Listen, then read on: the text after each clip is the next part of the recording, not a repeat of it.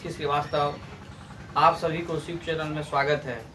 और आप लोग इससे पहले जो हमारा जो पिछले का भाग जो पढ़े थे, पिछले क्लास में आप लोग जो पढ़े थे बहुपद और बीजीय व्यंजक, बहुपद का डिफाइन पढ़े थे, बीजीय और बहुपद का पहचान पढ़े थे, और बीजीय व्यंजक और बहुपद का छोटा सा अंतर के विषय में हम लोग कॉन्सेप्ट जानकारी लिए थे, लेकिन उसमें उतने रूप से विस्तार पूर्वक नहीं लिए थे।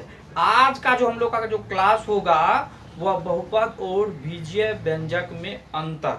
बहुत सारे बच्चे ऐसे होते हैं बहुपद और बीजीय व्यंजक में अंतर नहीं समझ पाते हैं, लेकिन ये आप जो मैं बहुपद और बीजीय व्यंजक का जो अंतर बता रहा हूँ, बीजीय व्यंजक का जो अंतर मैं बता रहा हूँ, कि बहुपद और बीजीय व्यंजक में जो मैं अंतर आज जो एक्सप्लेन करूंगा वह एक्सप्लेन जीवन में आप कभी भी आपके दिमाग से नहीं उतरेगा। यह पूर्ण जहरीला कॉन्सेप्ट अगर आपके दिमाग में बैठ गया हमेशा के लिए बैठ जाएगा। मैं इस तरह ये कॉन्सेप्ट मैं बताऊंगा, बट आप ध्यान देते रहिएगा। मैं आगे बताने जा रहा हूँ। चलिए देखते हैं अगले आज की क्लास की ओर हम लोग देखने जा रहे हैं। चलिए हम बहुपद और बीजीय व्यंजक में अंतर लेते हैं।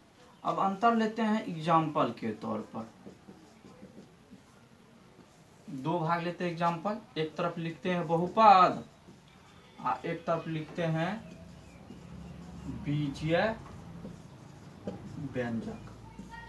देखिए एक एग्जाम्पल यहाँ भी लेते हैं, एक एग्जाम्पल यहाँ भी लेते हैं। तो 3x² 9x - 5 7y 8y + 7। अब देखिए यह माइनस के टर्म में भी हो सकता है। अब देखिए यह एक बीजीय व्यंजक है। देखिए ध्यान से, यह एक बीजीय व्यंजक भी है और बहुपद भी है। हमने पहले बताए थे बीजीय व्यंजक के समूह से बहुपद निकला है। तो लेकिन बीजीय व्यंजक के समूह से जब बहुपद निकला है, लेकिन बहुपद का एक अपना कथन है। बहुपद कहता है वैसा ही बीजीय व्यंजक मेरे श्रेणी में आएगा, अर्थात वह ही बीजीय व्यंजक का समूह हम बहुपद कहलाएंगे जिसमें चर का घात तो धनात्मक पूर्णांक संख्या के रूप में हो, तभी हम बहुपद होंगे। जैसे यहाँ देखिए चर का घात क्या हो रहा है, धनात्मक पूर्णांक 2 है, पावर 1 है, तो यह बहुपद की, यह बीजीय व्यंजक बहुपद की श्रेणी में आ जाएगा। यहाँ पावर 2 है, अब देखिए यह बीजीय व्यंजक बहुपद की श्रेणी में आ जाएगा। लेकिन बीजीय व्यंजक की जो श्रेणी है वह यह भी बीजीय व्यंजक है। अब देखिए यह भी क्या है, बीजीय व्यंजक है।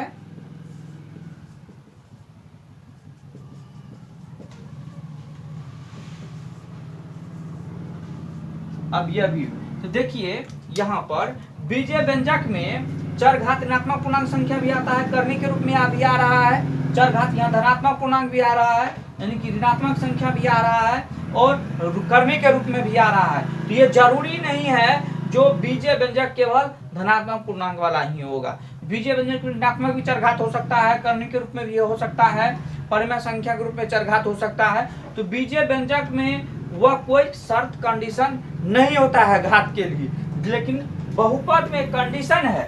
शर्त क्या है, तो चर का घात केवल धनात्मक पूर्णांक होंगे, वही बहुपद की श्रेणी में होगा। तो हम कह सकते हैं यहाँ पर सभी बहुपद बीजीय व्यंजक है, लेकिन सभी बीजीय व्यंजक के टर्म बहुपद में नहीं होंगे। इसीलिए नहीं होंगे बीजीय व्यंजक जो शर्त से फ्री है, बिना शर्त वाला है, लेकिन बहुपद शर्त वाला है। शर्त कौन सा शर्त वाला, तो हम वैसे बीजीय व्यंजक बहुपद की श्रेणी में आएंगे जिसका चर घात धनात्मक पूर्णांक संख्या हो।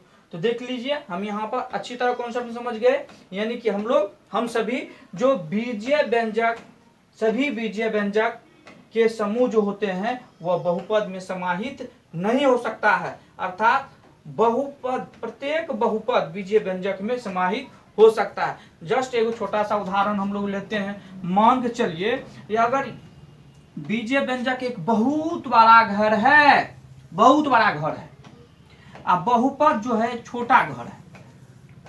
यदि हम बहुपद को उठाकर बड़का घर में रख दी, छोटका घर को उठाकर रख दे बड़का घर में, तो ये अच्छा से समाहित हो जाएगा, अच्छा से प्रवेश हो जाएगा, आसानी से प्रवेश हो जाएगा। अगर इसको उठाकर इसमें रखे, इसको उठा के इसमें जाएंगे तो आसानी से चला जाएगा। ये बहुपद का घर है और यह बीजीय व्यंजक का घर है। तो अगर इसको उठा कर रखेंगे तो आसानी से चला जाएगा ये। लेकिन जब इसको अगर लाएं यहाँ पर, हम इसको इस घर को उठा के इसमें लाएंगे तो यह कभी भी इसमें एंट्री हो सकता है? नहीं हो सकता। तो यहाँ तात्पर्य यह होता है बहुपद का, सभी बहुपद बीजीय व्यंजक के श्रेणी में होंगे, सभी बहुपद बीजीय व्यंजक कहलाएंगे, लेकिन सभी बीजीय व्यंजक के जो जितने भी व्यंजक आएंगे वह बहुपद की श्रेणी में नहीं होगा। बहुपद जो इसी के खानदान का है, अर्थात इसी से बीजीय व्यंजक से ही निकला है बहुपद, लेकिन अपना एक विशेष शर्त को धारण करते हुए, जो यह डिफाइन में लिखा गया है।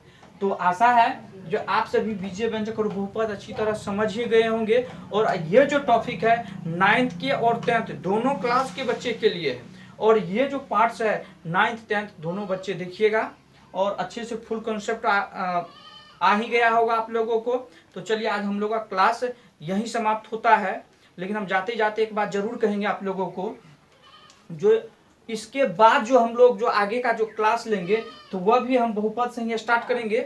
बहुपद के मानक रूप, बहुपद का वर्गीकरण पढ़ेंगे। लेकिन बहुपद एक बहुत अच्छा जो है बीजगणित में समझने वाले एक गणित का एक अच्छा टर्म है, जो आप इसको अगर इस पर ध्यान देंगे तो अच्छा से आप बहुपद का अच्छा कॉन्सेप्ट ले सकते हैं।